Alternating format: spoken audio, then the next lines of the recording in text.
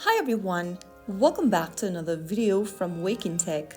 Today I'm going to be guiding you through how to remove background in CapCut. To remove your background in CapCut, first of all, open the CapCut app on your mobile device and tap on New Project.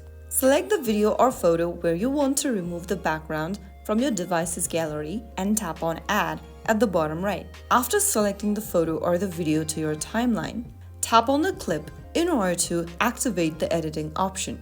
Now scroll through the menu at the bottom and look for Remove BG. Tap on Remove BG button, and then if you are a pro subscriber for CapCut, you can tap on Auto Removal from the menu. Right after you do that, your videos or the photos background will disappear. You can also use other tools such as Chroma Key and Custom Removal.